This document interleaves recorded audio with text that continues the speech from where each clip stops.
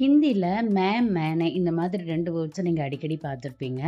2க்குமே அர்த்தம் நான் அப்படிங்கிறது தான் அர்த்தம். ஆனா இந்த 2ம் பயன்படுத்தக்கூடிய இடங்கள் வேற வேற.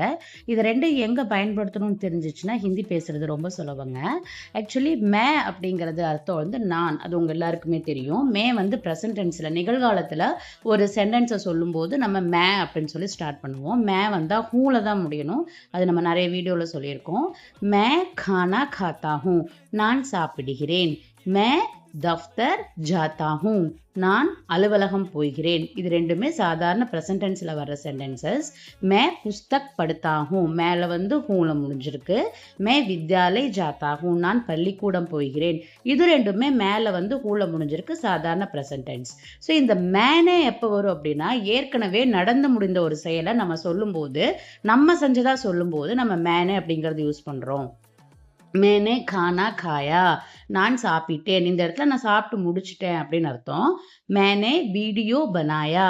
நான் வீடியோ செய்தேன். அதாவது நான் வீடியோ ஏற்கனவே செஞ்சு முடிச்சுட்டேன். ஸோ இந்த 2லயுமே பார்த்தீங்கன்னா, சாப்பிட்டேன், வீடியோ செய்தேன். இது 2மே முடிந்த ஆக்ஷன்ஸா இருக்கு.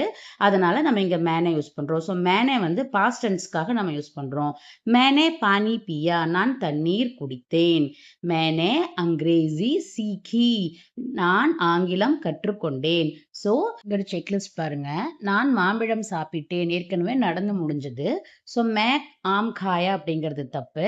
மேனே ஆம் காயா அப்படிங்கிறது தான் கரெக்டான சென்டென்ஸ். அதே மாதிரி நான் சாப்பாடு சாப்பிடுகிறேன். இது வந்து பிரசன்ட்ல வர்றது. ஸோ ஹூல முடியணும்.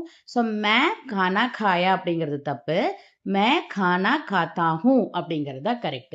ஸோ இப்போ ஈஸியா இந்த ட்ரிக்கை நம்ம தெரிஞ்சுக்கலாம். மே வரணும் அப்படின்னா இப்போது நடக்கிற ஒரு செயலா இருக்கணும். பிரசன்ட்ல நடக்கிற ஒரு செயலுக்கு நம்ம மே அப்படின்னு ஸ்டார்ட் பண்றோம். மேனே எப்போ வரணும் அப்படின்னா ஏற்கனவே நடந்து முடிஞ்ச சென்டென்ஸுக்கு வந்து நம்ம மேனே அப்படின்னு சொல்லி யூஸ் பண்ணணும். இப்போ இங்க நான் 2 கொடுத்துருக்கேன் சென்டென்சஸ். நான் படித்தேன்.